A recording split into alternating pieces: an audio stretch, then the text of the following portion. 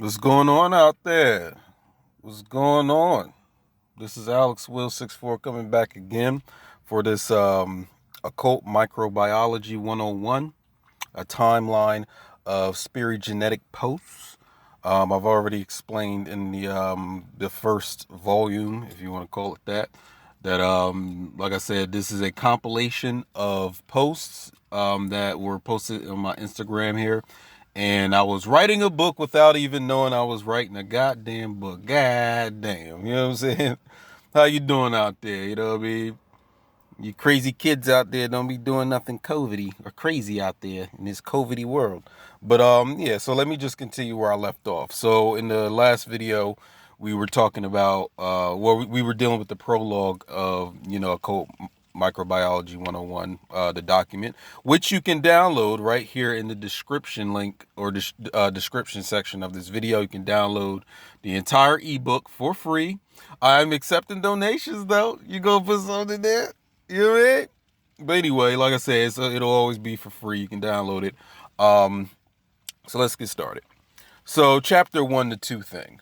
I called this chapter the two thing because this is around the time where I started posting about this concept, or I ain't gonna call it concept, this notion or truth that we're supposed to be doing an alchemy for those that are alchemical or those who are supposedly melanated or, you know what I'm saying, they have a soul or whatever.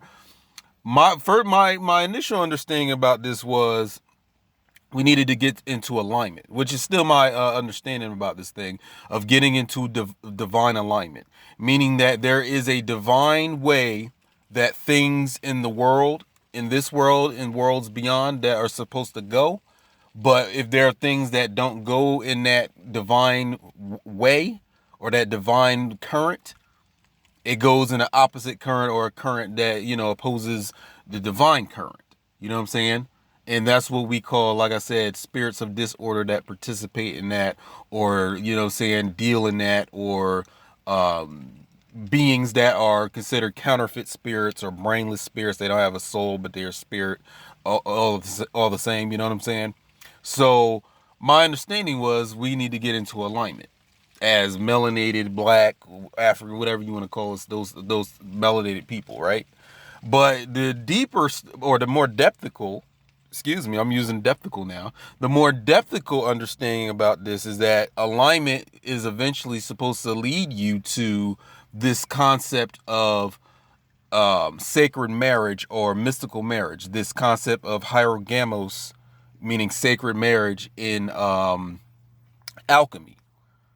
So you become what is called the two thing, this rebus. So in this book, Secret Symbols I have here, it says our substance or rebus consists of two things, spirit and matter. So again, when you add in the whole genetic aspect of alchemy, because again, genetics is a child of alchemy. A lot of the geneticists that even started this whole, materialist movement of genetics, they were alchemists before they became geneticists. You know what I'm saying? So you want to deal with like Gregor Mendel and any of these, Caucasoid figures that are supposed to be considered the fathers or mothers of modern day genetics. These people are alchemists. And pretty much they were probably in some sort of secret society or some sort of secret order where, you know what I'm saying, this information was basically, most of it was, kept from the public. And you had to be initiated into these groups, for the most part to even know what was being talked about.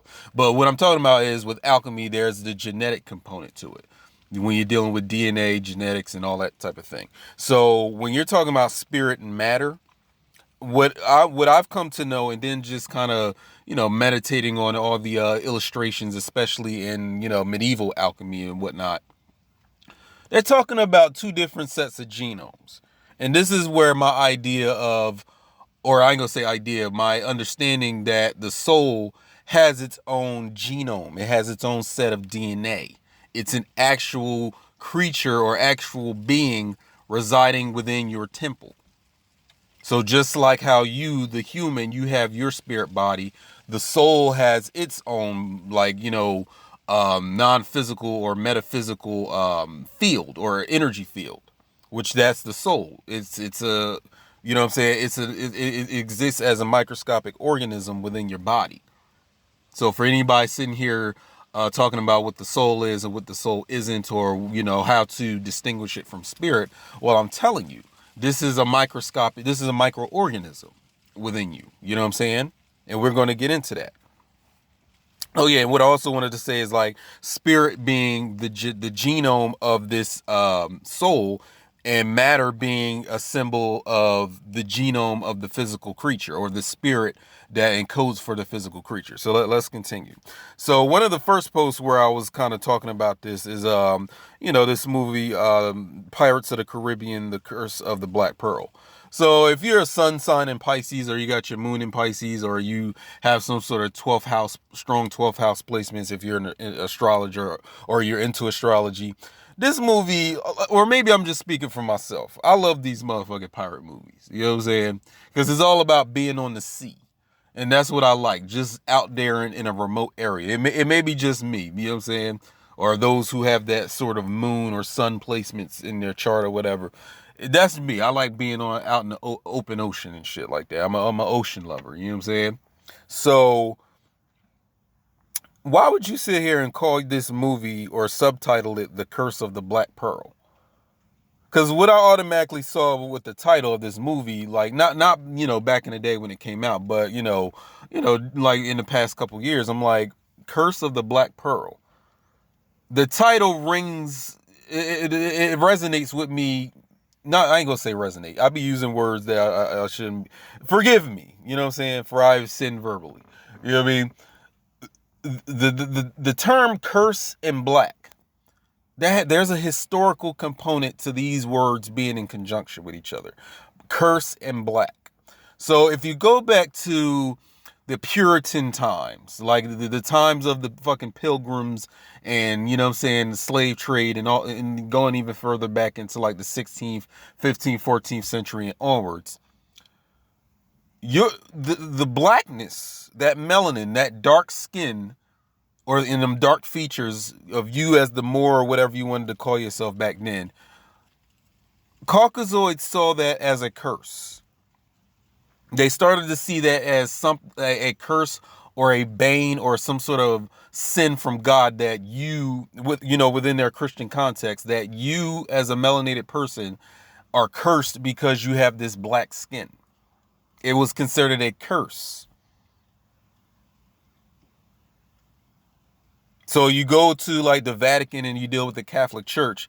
There's history of the blackness of, saying, a black man and black woman, black child, that melanin was considered a curse. That was considered a demon in you. So this is one of the reasons why, during slavery, you got your ass whipped. It wasn't simply you being, whipped into slavery. It was also about trying to literally whip the demon out of you. They saw your blackness as a evil spirit that needed to be erased, or tamed, or removed, or annihilated from your being. And this goes in with the pattern of them doing this whole whitewashing thing of history. And then, a lot of those Greek statues had color until these motherfuckers put white on it. You know what I'm saying? They dipped that shit in white, like on some white chocolate shit. You ever had? They got the fucking Kit Kats at the store, son. They got white chocolate on them now. You know what I mean? So, but what I'm saying is, your blackness was a curse. It was the devil, literally. There's depictions of the devil being a black man back in medieval times, back in Europe, like during 18th century and backwards. And that's something you need to understand, that cultural understanding, or their cultural understanding, or history of blackness. You know what I'm saying? So then you come out with this movie talking about the curse of the Black Pearl. I already know what the fuck you're talking about, based on me understanding the history of what melanin was, or what it was considered to be, a curse, something of the devil, of the demon. So this whole movie is about, and spoiler alert, nigga, I don't care. You should have saw it. Shit came out like 2003, I think. You know what I'm saying? You should have been seen it. The movie is about these pirates who they came across this Aztec gold, but the gold had a curse on it. So whoever opened the fucking chest of the treasure, the gold coins, they got this curse on them where they would be undead people. Like they would be in a state of between worlds. Like they would be alive and dead at the same time. Like living, they would be the undead. So I don't know if you ever seen scenes in a movie where, you know, you see these pirates that look like zombies or skeletons because they have that curse, that, you know what I'm saying, of that gold. So these pirates in the movie, their whole goal is to collect all the gold, the Aztec gold that has been spread out, I guess, throughout the land, so that they can return the shit back to this where they got the gold from to remove the curse. You know what I'm saying? And I think they need Will Turner's blood or the blood of one of the characters in the movie to seal, you know, the removal, excuse me, of the curse. This fucking movie is talking about black melanin. That's what the fuck it's talking about. This is what the fuck it's talking about. And again, I don't know how far into melanin you have studied, but I know there's a lot of fucking research, or I'm not even gonna say research. There's a lot of different papers out there talking about how, you know, the Afrocentric movement is wrong about melanin and whatnot. No, we use the term melanin to refer to that dark matter.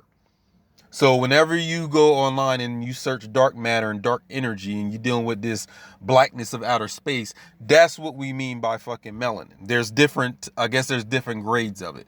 There's the pigment melanin that makes up the, you know, the darkness of the skin, but then there's the neuromelanin, or this dark matter. That's what we were calling melanin.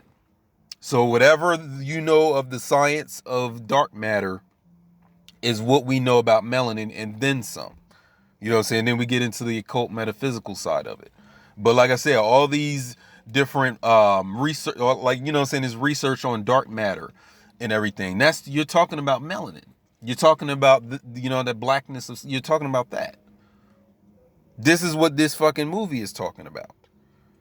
Again, they're calling your blackness a curse. If you think I'm fucking around with this shit, go watch the last episode of the Boondocks in season 1. Like Uncle Ruckus, the motherfucker with the big ass eye, you know what I'm saying, and he hates black people and he's black. That whole episode was about him talking about how blackness or melanin, or the blackness of a person's skin, is a curse or it's a sin. The whole episode is about that.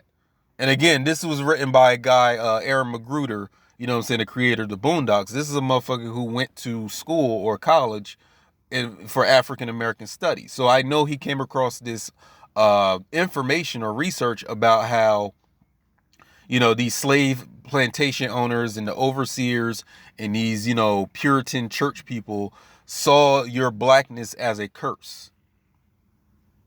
That's why they whipped your ass with the Bible in their hand. That's why they was using Bible scripture when they was fucking you up. You know what I'm saying? Or fucking your ancestors up on those plantations.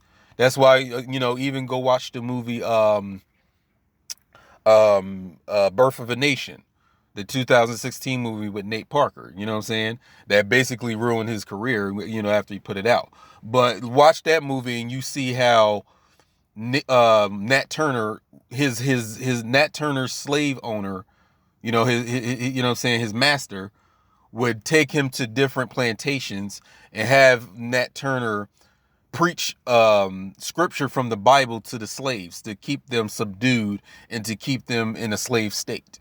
You know what I'm saying? Something that continues to this day, you know what I'm saying, with, you know, Christianity and people going to church and whatnot. But what I'm bringing that up for is that these people literally saw your blackness as a fucking demon. And they felt justified in whooping you and doing all the shit to you to rid you of that black demon or that black devilish thing that was your melanin. They was scared of it, my nigga. They know that that was your source of power. That's where your blackness came from. So this whole fucking curse of the black pearl, I know they're talking about your fucking melanin. And what they chose to do in the movie, because you also have to understand that these pirates in these movies represent Freemasons. That's why the villains in these movies is, you know, either the the Catholic Church, or it's the you know what I'm saying, the British Empire. Because basically that's who these pirates are going up against in these movies. You know what I'm saying? At least those first three movies, they're going up against the East Indian Trading Company, which is an English corporation. So they're going up against the Englishmen, or the crown, or shall I say, the English or the British crown. So you have to see these fucking these pirates as what they are. They're Freemasons. Because you got to connect the whole skull and crossbones of that Jolly Roger thing to the whole skull and bone thing over in Yale and all these other different Ivy League schools. There's a connection to that. You know what I'm saying? You don't just adopt the Jolly Roger or the skull and bones for nothing. And then understanding that the first pirates were Moors. You know what I'm saying? Moor mean, navigator and all that bullshit. So all of that is in these pirate movies. That's what I'm trying to say.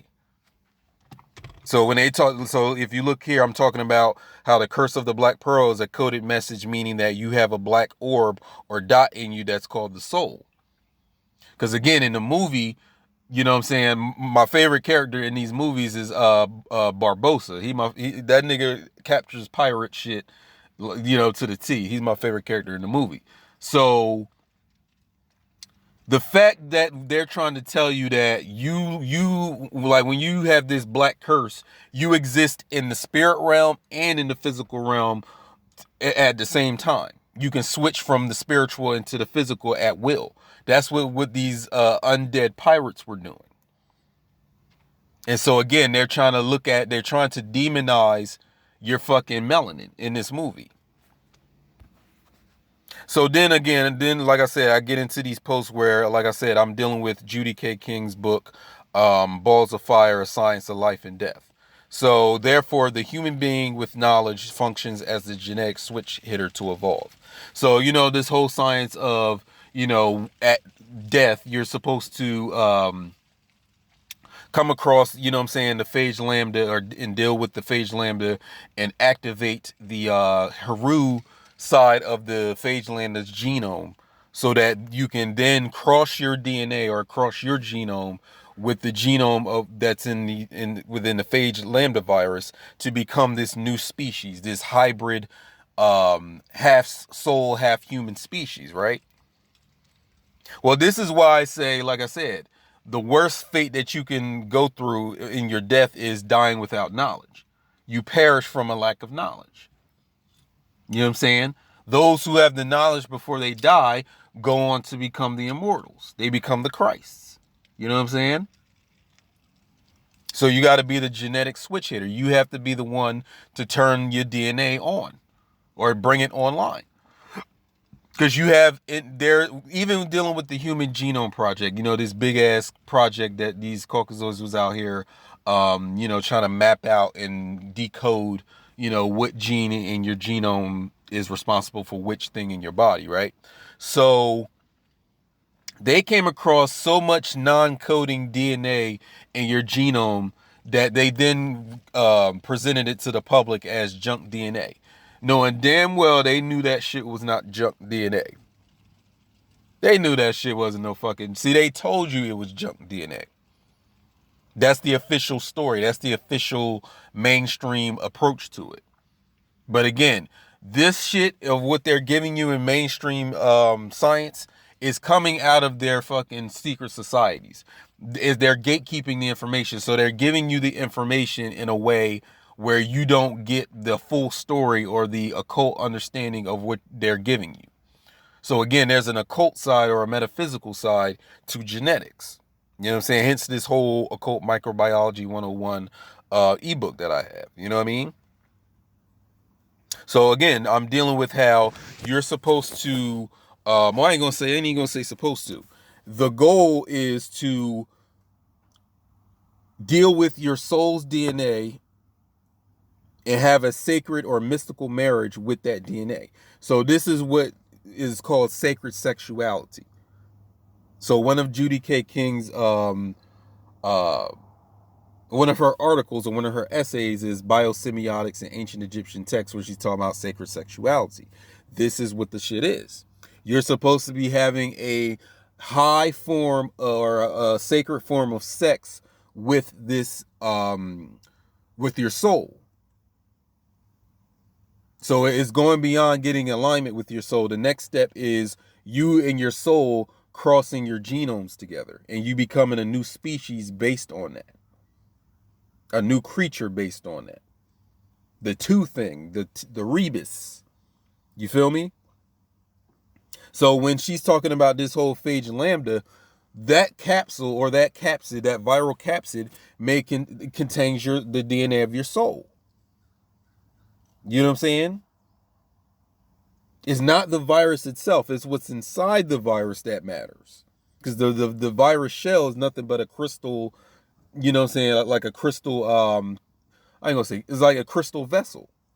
It's what's inside of it that counts.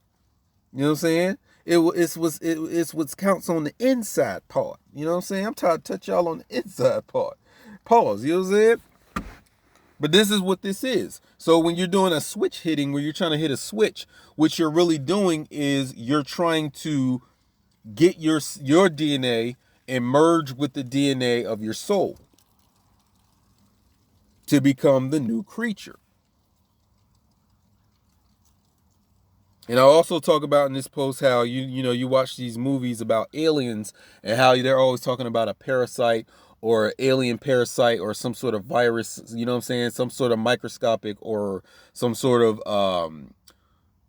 small creature that takes over your mind or takes over your body. That's a symbol or a representation of you becoming the soul man or the soul woman.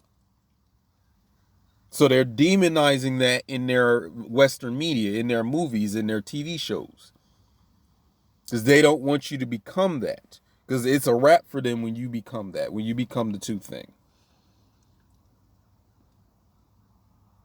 Yes, nigga, money, you supposed to have sex with your soul. But it's not the same type of sex of, you know what I'm saying, you get, you know what I'm saying, you juicing this joint over here, or you know what I'm saying, letting this nigga over here smash. Nah. We're talking about a sacred form of sexuality. So when two different creatures are exchanging genes, that's considered sexuality. You know what I'm saying? So you as the soul, you're considered a carrier. So if you have a soul, you're called the carrier. But when do you become the cooperator? So this goes into this centuries old theme of white people white people sitting here telling you that you have a sickness or you have a demon in you because of your melanin. They know your melanin contains your soul. Your soul rests in that melanin. Your soul is the source of that melanin. You know what I'm saying? Along with your ancestors and whatever deities that rest in it. So they keep telling you, black person, you have this virus, you have this sickness, you have this demon, you have this, you have that. Because they're trying to put in your mind that these microscopic creatures within you is a parasite. When in reality, it's really a symbiote or a symbiont. So then this goes back to the whole, if you read Marvel Comics or whatever, you deal with the movies, you know about Venom. And Venom is a man who has a alien symbiote attached to his body. So we know that alien symbiote represents your soul. So they're trying to tell you in the media that, you know what I'm saying, they keep trying to give you this subliminal message that that's a parasite. You know what I'm saying? They're villainizing, they're demonizing your own soul. You don't even know it. So that's the thing that you're supposed to merge with. So even watching movies like Venom or Spider-Man 3, they're showing you. You know what I'm saying? That's supposed to be you, the black person, doing that, not the white man doing that, or the Caucasoid doing that.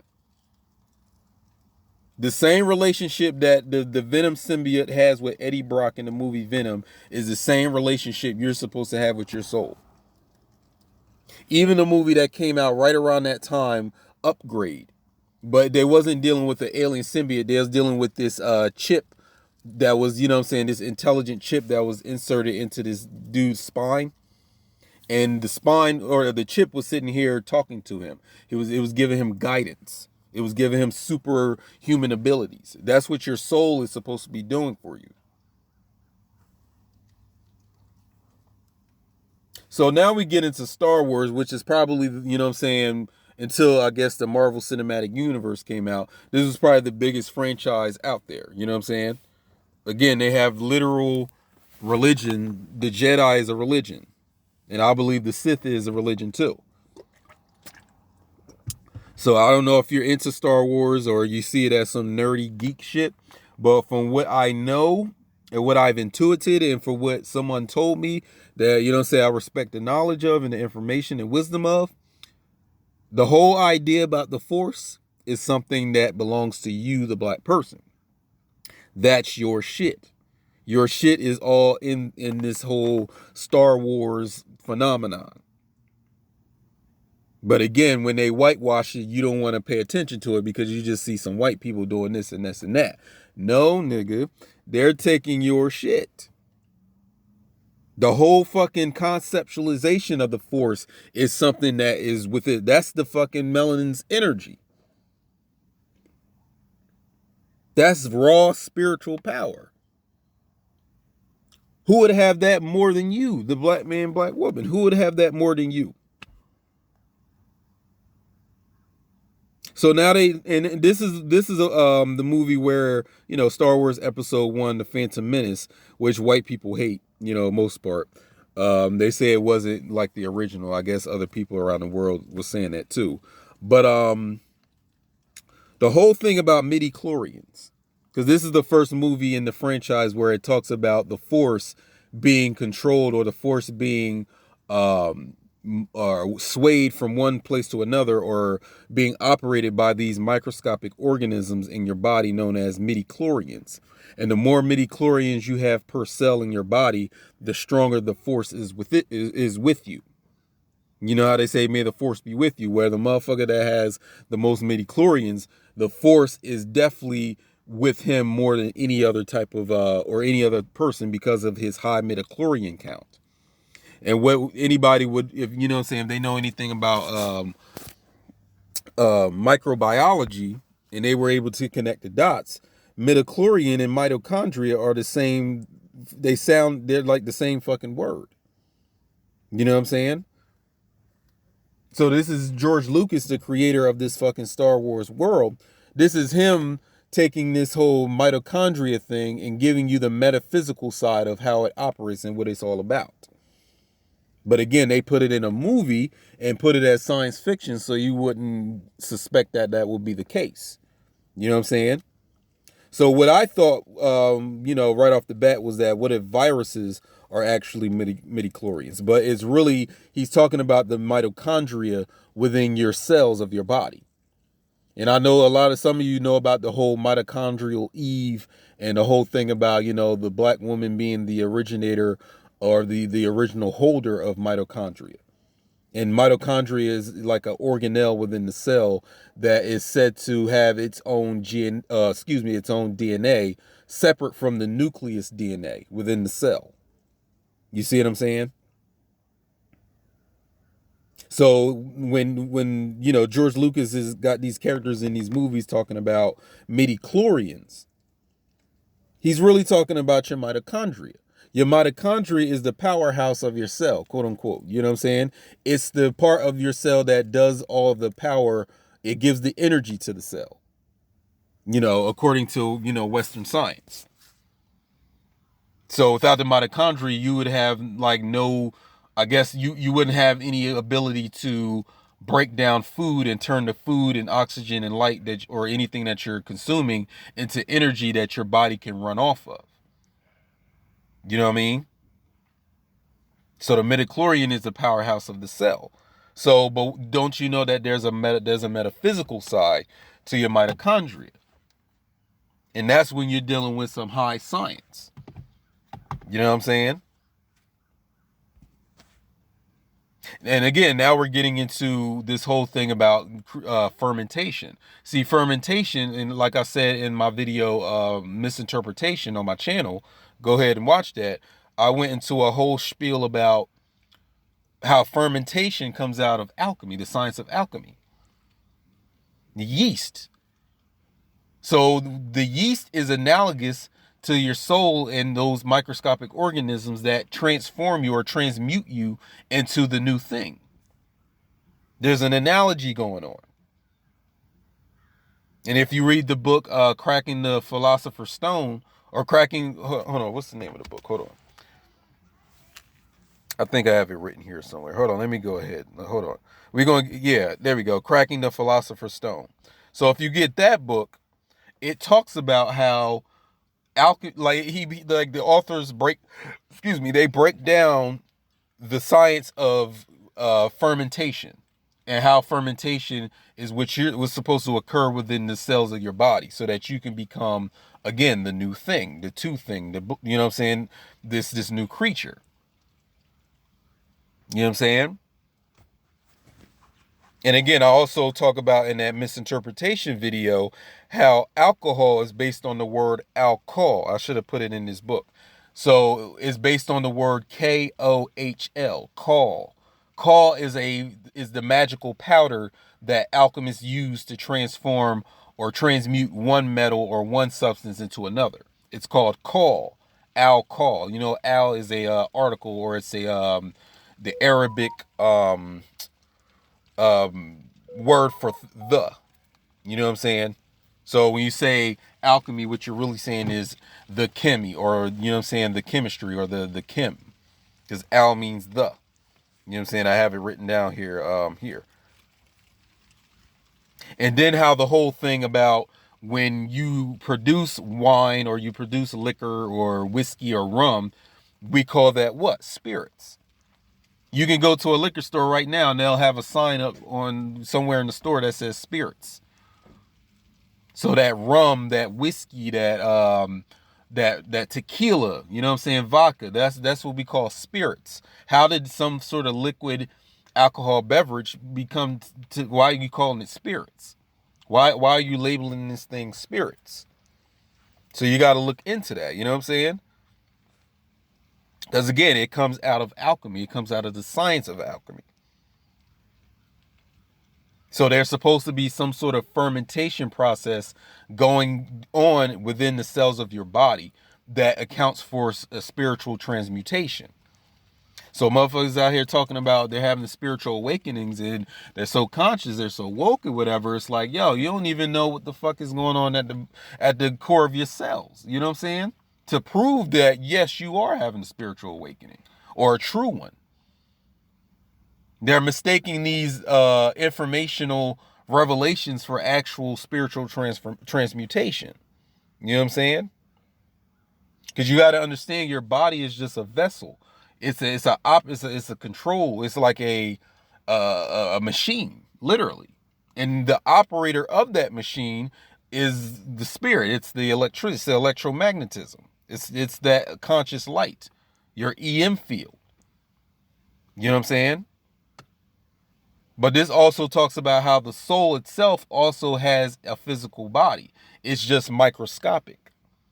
And within that physical body, that genome is supposed to cross-pollinate with your human genome, so that you become the new thing. So then, like I said, I even started, my Etherealist podcast. I only put like 5 episodes on there.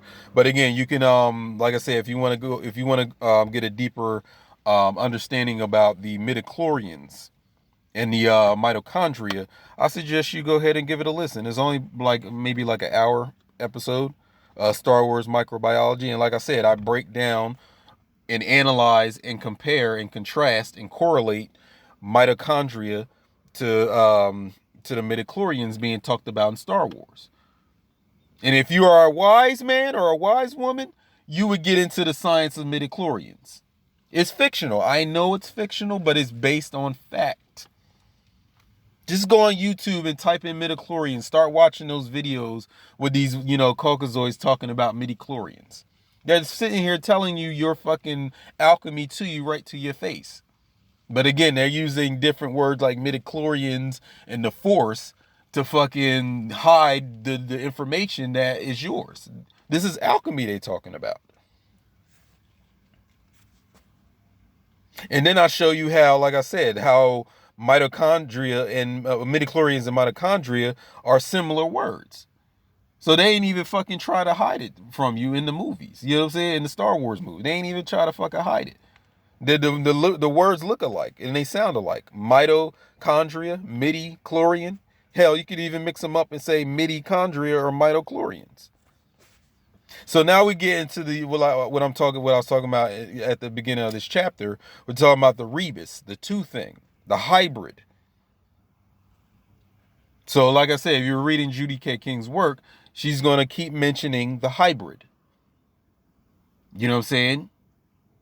And what is that implying though? It's implying that you are an incomplete species.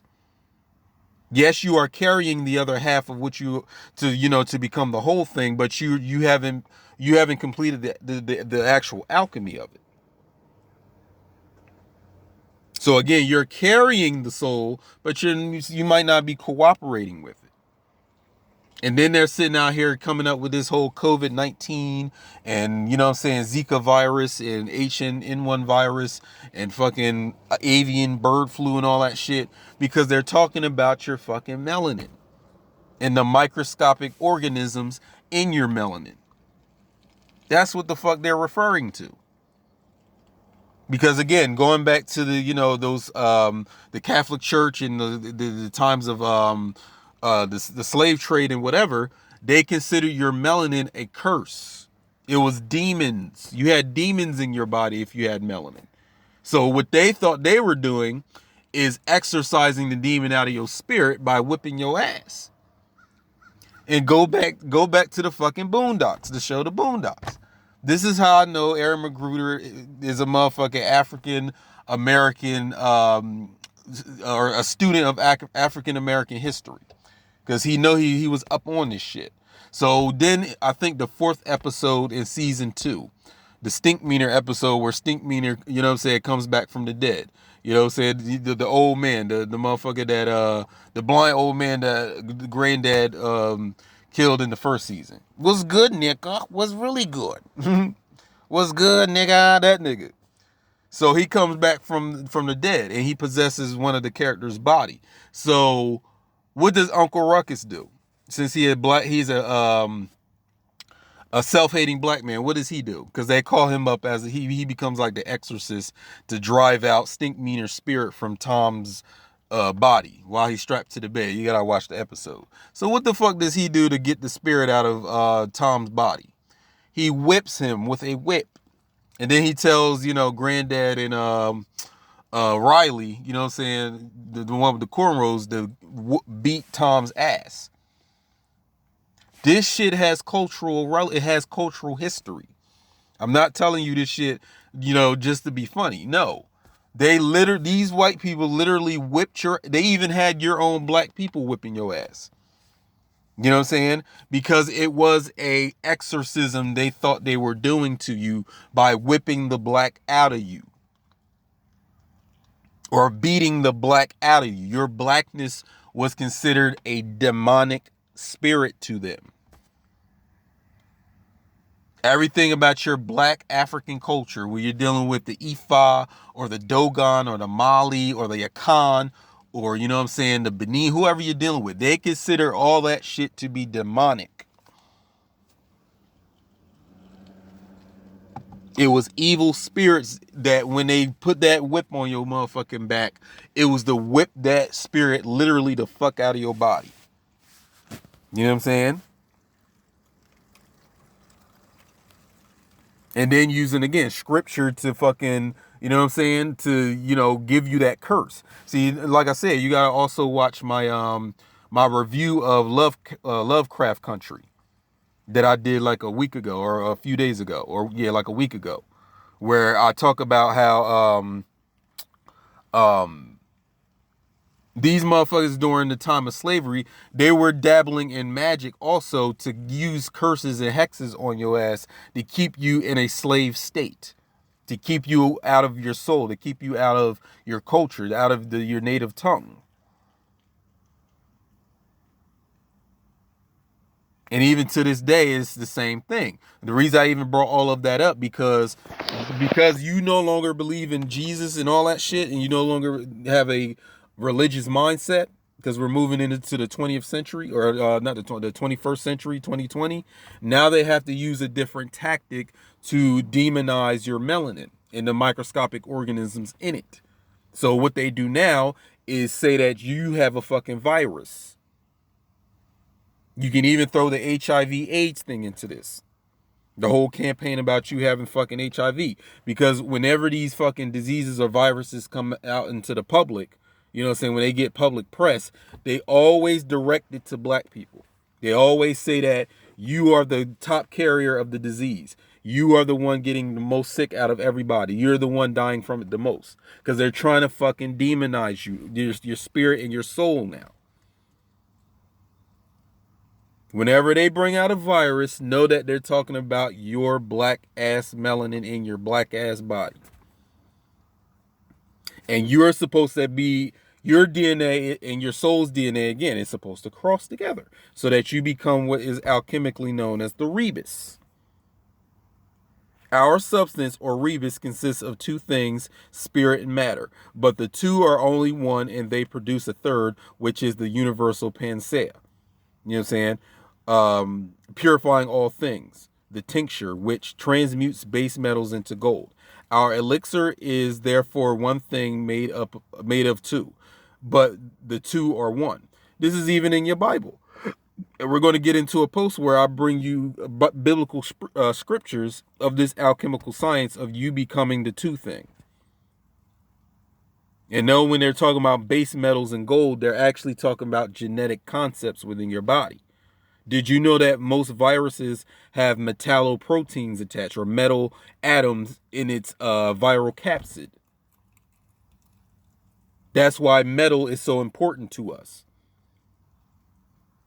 The reason we deal with metal, the reason we have metallic things that we use. Metal is something going on, or the use of metal is being used by microscopic organisms right there in the fucking microscopic parts or in your cells of your body.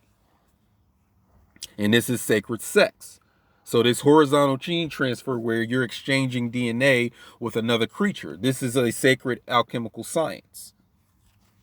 So here's the book that I would have you get. Cracking the Philosopher's Stone, Origins, Evolution, and Chemistry of Gold Making. I like this book because this guy, you know, the author, you know, the J. Eric Laporte, he's actually decoding it, but he's not really giving you, I don't know if he knows it or he just leaving it out just to leave it out, but they're not giving you the microbiological tie-in with all this shit. Because this is something you would have to get from, like if you read Judy K. King's book, Balls of Fire. She has a whole section dealing with alchemy and how alchemy was the precursor or the forerunner to what you call genetics. You know what I'm saying? Very important part of that book. So again, I have a post here where it's talking about interspecies genetic merging. So human sexuality is a reflection, a symbol, and a devolved form, or a debased form of interspecies genetic merging, facilitated by an initiatory horizontal gene transfer. So when I'm using the word initiatory, I'm talking about initiation. That's true initiation. You crossing over. See, this is the whole thing about Hebrew. Ivrit. The Hebrew word for a crossover or crossed. You are a crossed person. You crossed over. Where else do we see initiation when dealing with crossing over? Deal with these motherfucking black Greek letter organizations. Or just Greek letter organizations in college in general. What happens when you become an alpha or when you become a complete AKA member of the AKA sorority? You crossed over.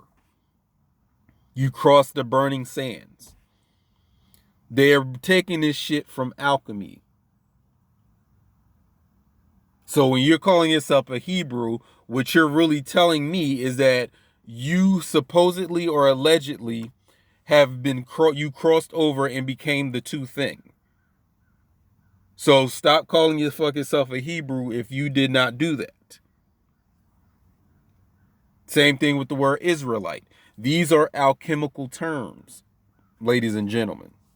And bitch ass niggas here to hate. You know what I'm saying? All these terms are alchemical. Yitzrael. You know what I'm saying? You know, say the Jewish pronunciation of Israel. Yitzrael. You know what I'm saying? These are all alchemical terms. And even when you go to this book, he talks about the book Jewish Alchemists, a book that I'm, you know what I'm saying, on my way to get. This author named Raphael Patai. So he wrote this book called Jewish Alchemists, and he details the history of Jewish relationship with the science of alchemy. You know what I'm saying? So all these terms and all these things that these Jewish people are using, they're using alchemical terms, and like they're trying to call themselves Hebrew, but they're not really the Hebrew. The Hebrew is the two thing. The Hebrew is the soul human, or the soul man and soul woman. That's the true Hebrew. The Christ, you know what I'm saying? That's the Hebrew. So like I said, you can also go to my video talking about my accelerated sex drive video on my channel. You can also deal with that when we get into this type of thing of interspecies genetic merging. So the whole thing of you having sex with somebody, y'all fucking, y'all juicing, you eating booty, you eating whole, you know what I'm saying?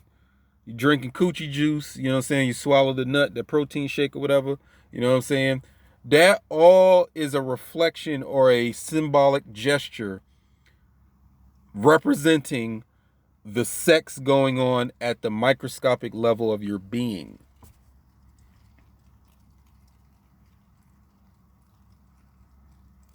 Let it marinate, let it soak in. The reason that humans are having sex, or any type of animal or creature on this earth having sex, is because the sex is really going down on the microbial, microscopic level of your being. The microbes are having orgies in your body right now. You know what I'm saying? They having the wildest orgy you could ever know. That's why if you're, and this is going towards my dream genome thesis. If you're having a dream where you're having sex in your dream, that may be symbolic, or you know what I'm saying, 9 times out of 10, that you're having sex, or you're witnessing a sexual act between microbes in your body.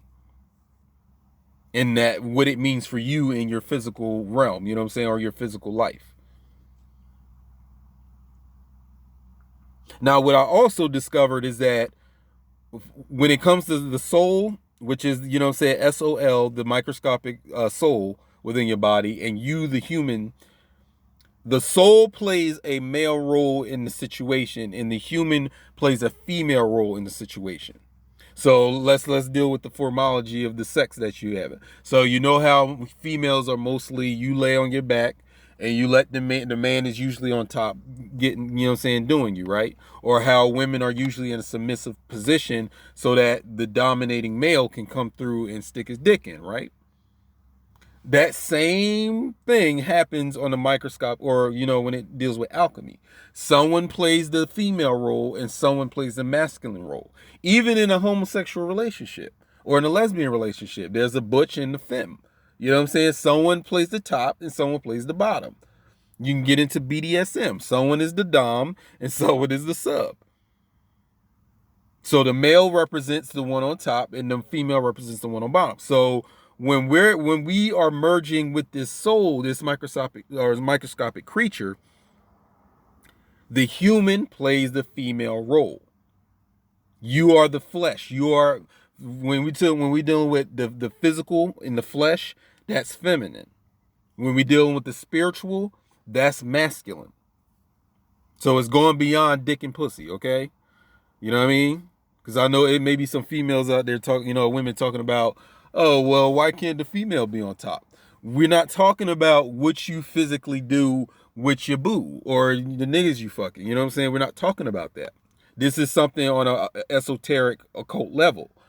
The human, whether you're male or female or hermaphrodite, it doesn't matter. You are the physical flesh. Your DNA is encoding for the physical flesh. You represent the bottom. You're the female in the situation. The soul, because it is a being that is beyond this realm, it's within the spirit realm or the metaphysical realm. It is the masculine energy in the situation. So you are the moon in the situation, and the soul is the sun in the situation. So when they merge together, you become the new thing. So this is a metaphysical type of sexuality, whether you're a man or a female creature. You know what I'm saying? Whether you have a vagina or whether you have a penis, it doesn't matter. We're talking about things on a spiritual level.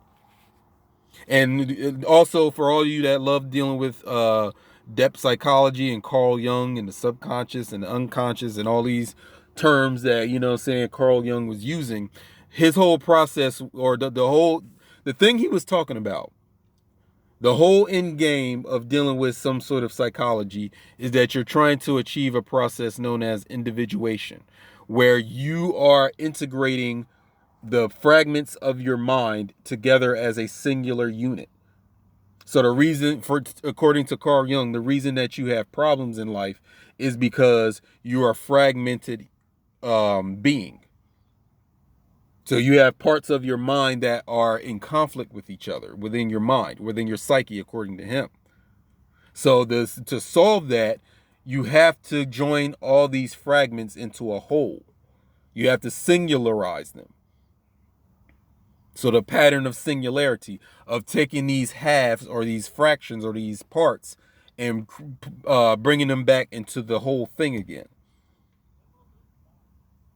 You see the same pattern in something simple as the nursery rhyme Humpty Dumpty. You know what I'm saying? Something simple like that. You know what I'm saying? Humpty Dumpty sat on the wall. Humpty Dumpty had a great fall. All the king's horses and all the king's men couldn't put Humpty back together again. You know what I'm saying? That shit is talking about the Osirian myth or the Osirian resurrection. You know how Set cuts up Osiris's body or Osiris' body into about 14 or 13 pieces, right? So then Isis or Set goes and gets all those pieces and puts them back together again. And then fashions a gold penis or a gold phallus to complete the reassembly of Osiris' body. It's the same shit, man. It's the same fucking concept. So when you're dealing with your soul, you and your soul are supposed to have a integration or an individuation or a singularity going on with you, so that you become the two thing. The two thing is a human and a soul mixed together. You see what I'm saying? And those who have a high sexual energy has equals a high propensity of evolvability. So again, this is something that I learned, reading The Balls of Fire, Science of Life and Death by Judy K. King. And it's also kind of a, the one of the core tenets or the core messages in my own essay, Accelerated Sex Drive, the penetrative reason behind hypersexuality. You know what I'm saying? So there's those of us out here in this world, we have a higher sexual energy than other people. We have a hypersexual. We have a hypersexual drive. So that's symbolizing that we have a higher propensity to evolve into the new creature. The reason why we have this high sex drive is that we need that energy when we merge with the soul to become the two thing. So it may be over the course of lifetimes that we developed this heightened sexual energy. You know what I'm saying? That's one way to look at it. You can also see it as we already had sex with the soul, you know what I'm saying, on a esoteric level, but we never completed the sex. It's just like if you was fucking right now, but you ain't get your nut off. Like you was like maybe 3 minutes in, and then maybe the kids walked into the room, and you had the motherfuckers had to act like y'all was sitting here watching TV or Netflix. You know what I'm saying? Like you didn't complete the sexual act. It wasn't complete. You know what I'm saying? Y'all wasn't done doing the do, but what happened was y'all still exchanged DNA. Because again, every time you fucking somebody or having sex, you are exchanging DNA with that person all the time. So again, like I said, you may still have remnants or residue of sexual DNA and sexual energy from the partners you done fucked throughout this whole lifetime you done live. You know what I'm saying? Again, it goes back to that whole soul ties thing in Christianity. It's the same fucking concept. Why else would you be having sex with somebody without the intention to get pregnant? It's not simply because of pleasure.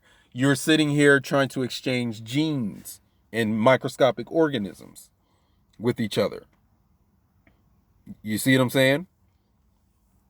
So if any of again, if you're one of those people that have that very high sex drive, you know what I'm saying? Because just because you have a high sex drive doesn't mean you're out here fucking everybody. You know what I'm saying? Because you could be somebody that has a very high sex drive and you ain't even getting no pussy or no dick. You know what I'm saying?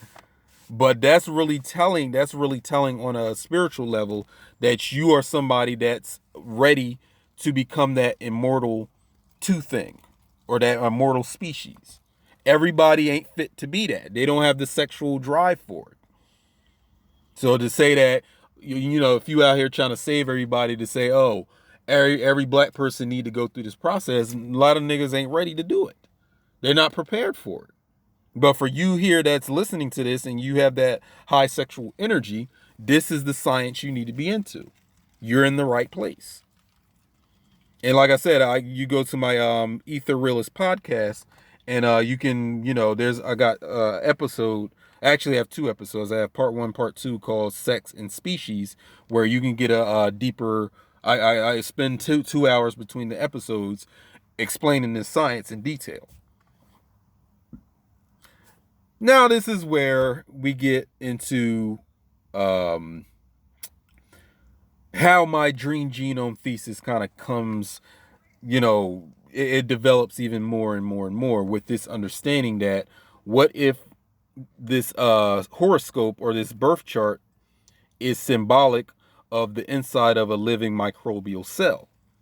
Because, you know, throughout me, you know, my whole astrology career of me doing, you know, birth charts and consultations for people for about the last 6 years, you know what I'm saying? I always had this notion that genetics and astrology have to be one and the same thing. And that one is telling about the other and the other is telling about the first one. So we can get a better understanding of genetics by studying astrology, and we can get a better understanding of astrology by studying genetics.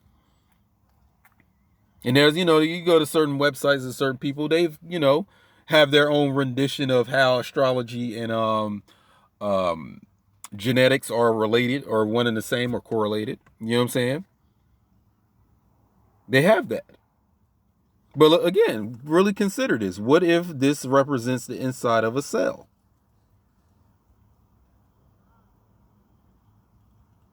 Did you know that your cells are constantly in movement, and that it's like clockwork. It's like within a cell, your organelles and all the stuff in it, the proteins and whatever, they hold stations. Like they have certain places they're supposed to be, but they change places when it's time to change places. It's just like the fucking planets that orbit around the fucking zodiac.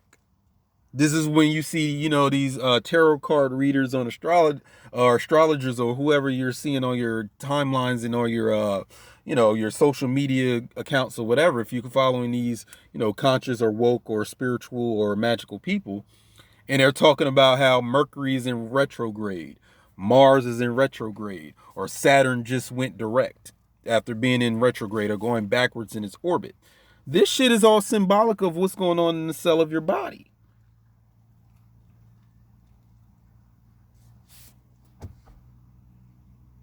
In my dream genome thesis, I talk about the master cell. And when I say the master cell, I'm talking about the very first cell that was your physical body. So the very moment of conception, when your dad's sperm cell and your mom's egg cell join together and then attach to your mother's uterine wall. You know what I'm saying? And then started the process of embryogenesis with the whole mitosis and that cell dividing and dividing and dividing into the trillions of cells in your body. This was the master cell, or at least a representation of it. So in my dream genome thesis, I'm saying you're having dreams about what's going on within the cell of your body.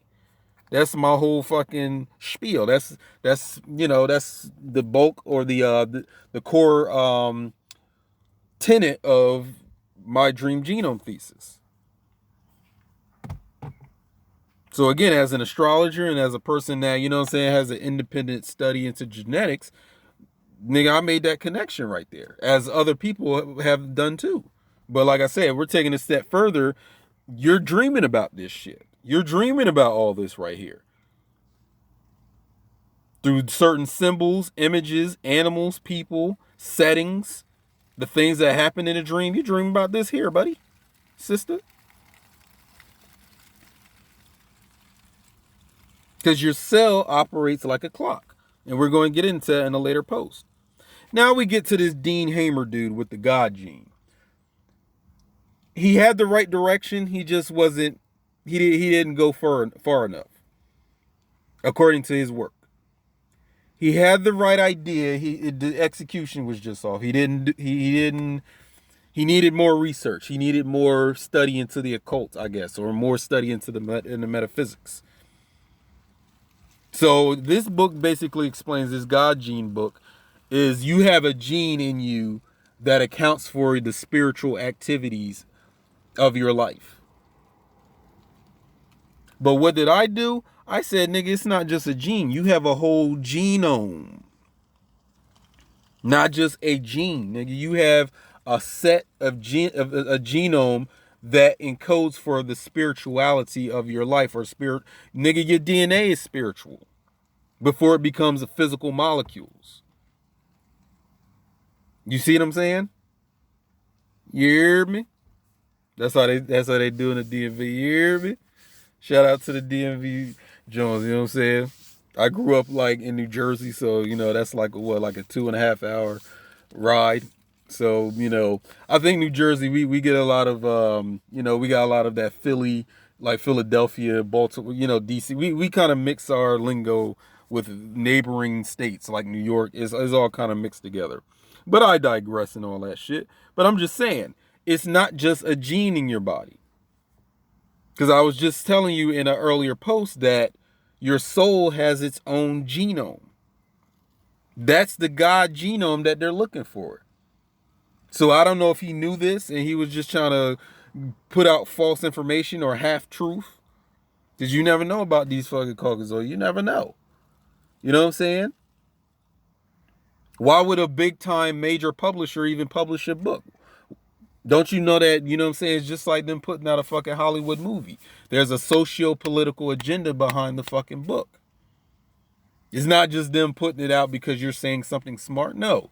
If they know that it can sway public opinion to think a certain way, that's when your book gets that traditional mainstream publishing. Because I'm not talking about some like a smaller publishing house. You know what I'm saying? I'm talking about like the major mainstream publishing houses like Penguin, Viking, Simon Schuster, and all that. And I know about all this shit because I'm a writer. I've been in the literary industry. You know what I'm saying? I got books myself. I've written books. So I know certain lingo and certain ways and certain politics that go with publishing books. You know what I'm saying? And dealing with literary agents and all that shit. Like, I'm aware of, certain publishing houses, the big time ones like Penguin and, Pearson and all that shit, and then the smaller ones. So why would a big time fucking publisher publish a book like that? You know what I'm saying? But again, it's not just a gene, dog. We talking about a whole set of genes. And again, if you know about the soul being a microscopic organism, that virus, that's what he's really talking about. So Christ in your body is a microscopic organism. We pinpointed that. Ultimately, your soul is a electromagnetic energy, or electromagnetic plasmic energy, you know what I'm saying, beyond the physical. But when it manifests physically, it manifests or if it takes up a body, it takes up a microscopic vessel, you know what I'm saying, a microscopic vessel in your body. And we know it to be located within your head. So wherever you know melanin to be, the substantia nigra, or that blackness to be within your head, that's where you're going to find the soul. Medulla oblongata, the mouth of God. Why wouldn't your soul be right there in the back of your head, or where you can access it right there in the back of your head? And then, like I said, I have Sex and Species Part 2 on my Ether Realist podcast. So there's the link. So again, I go into this sexual science. You know what I mean? We getting depthical into sex. You know what I'm saying? Nasty ass, sweaty, spit everywhere. You know, pussy juice. You know, just swimming in the pussy juice. You know what I'm saying? All the stuff that I like. You know what I'm saying? All the stuff that I love. You can, you know what I'm saying? I'm talking about the occult side of it in this podcast. Then we get into, again, we're taking it back to these, you know, Israelis or these Israelites or these Jewish people that's calling themselves Jewish, but not really. One of the oldest symbols in genetics is this Star of David, or the Merkaba. Merkaba. Just by what it looks like, you should know the symbology of it. Again, you have the upward triangle and you have the downward triangle. This represents energies. It represents genomes. This is genetic. You should start seeing genetics and spirituality as one and the same fucking thing, not as something separate. Because it's just like if you compared astrology and genetics and you explain both of these science using one to explain the other. The same thing you can do with spirituality and genetics. It's the same shit. They're just giving you different approaches to the same thing.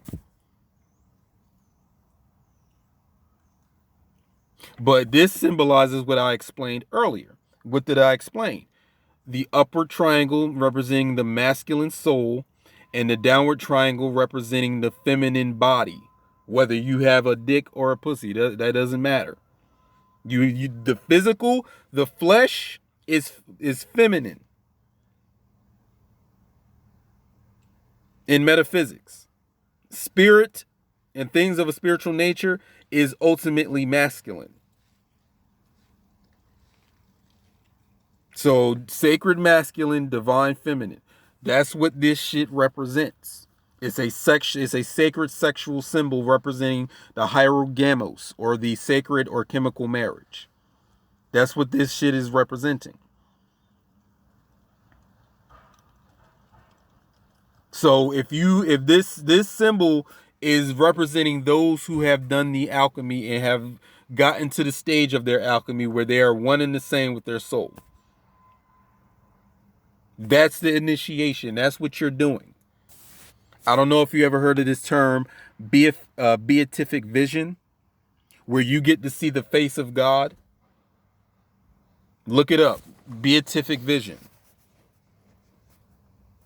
This is the face of God that you're seeing. You're looking directly at your soul in this initiation process. Now we're getting very occult. Now we're getting very esoteric. Now you get to see the holographic image of your soul during your initiation.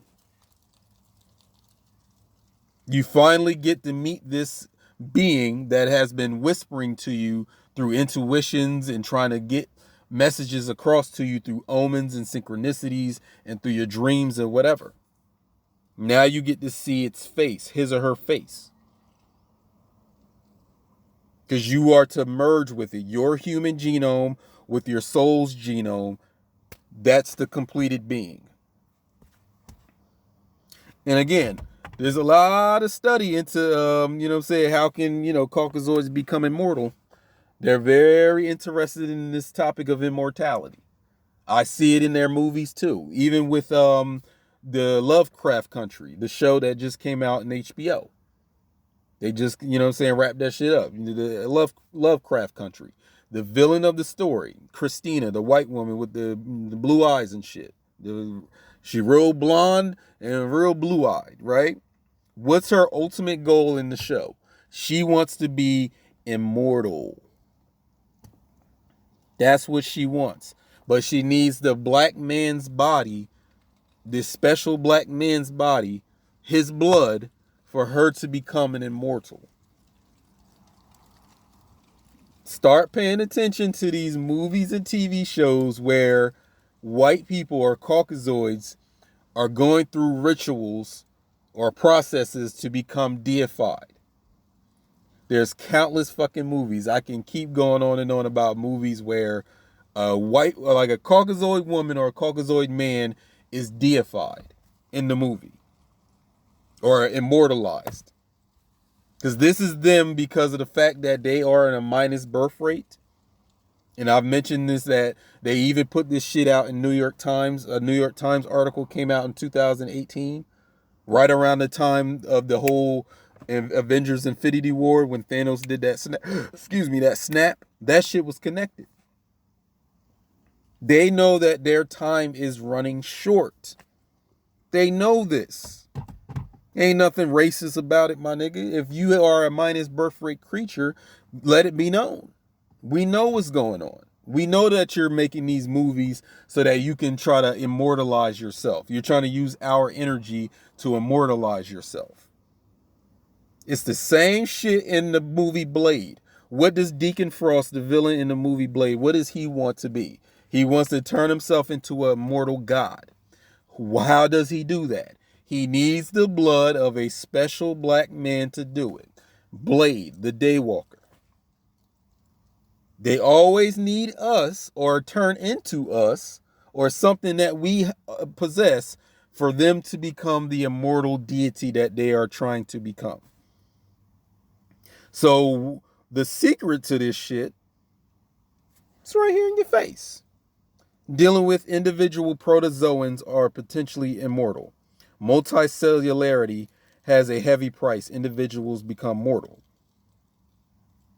So this is another reason to get into occult microbiology, my done. This is the path to immortality. This is what the alchemist was always trying to do. The true alchemists, not the, you know what I'm saying, the alchemists that were just in there to create certain substances so they can make gold or make a substance where they can, trying to make themselves wealthy, which is another way or a devolved way of trying to immortalize yourself by becoming wealthy. That's the poor man's immortality, is material wealth. Let me say that again. I like the way it's spelled from my lips. The poor man's immortality is material wealth. That's why, like, these Caucasoids or whoever, that's why they are so fucking hell-bent on trying to pillage the earth. That's the only way they can experience real or any type of immortality, is becoming extremely or obscenely wealthy. That's the only way they can that's them misinterpreting the message. That's their version of immortality, where they have money out the wazoo. That's their form of immortality. See, us as black people, we descend from immortals. We descend from people who have done the alchemy and have become Christ. We descend from that. You know what I'm saying? We come from that. We just need to do the science. We need to complete the alchemy. So as far as any of you trying to escape somewhere, or you're trying to go somewhere, you're trying to escape Earth, my nigga, becoming immortal. You don't have to escape shit. What do you have to escape if you're an immortal? Tell me, where do you have to run to? Where? Tell me. If you are now functionally a fucking immortal, where do you need to escape to? You can be anywhere the fuck you want to be. You can't be killed. Don't matter where the fuck you are. You know what I'm saying? It doesn't matter. Because your mind, you are now conscious of your mind as it exists on different planes of fucking reality, all the way down to Earth. So it doesn't even fucking really matter, nigga. You don't have to go anywhere physically. You know what I'm saying? And like I said, dealing with these protozoa and these different microscopic organisms, this is how we can kind of study like what makes this protozoa functionally immortal, where it doesn't die. What is it about it? Is it the proteins within it? Is it a certain food that it's eating? Why is these single cell organisms immortal? Or the fact that they live between worlds. They live between the physical and the spiritual realm and are aware of it. What can we study about these single cell organisms that we can become immortal? We can become immortal too. Well, that's what I was fucking trying to say about the virus and the soul. Your soul is that fucking virus, my nigga.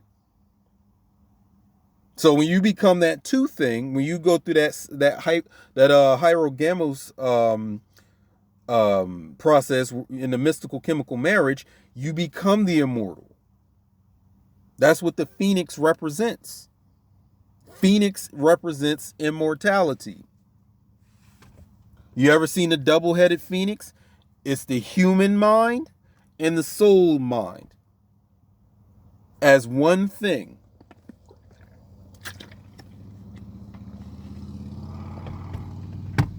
And you have that right there in your melanin. You are a eukaryote. You are a eukaryote, and you are carrying it.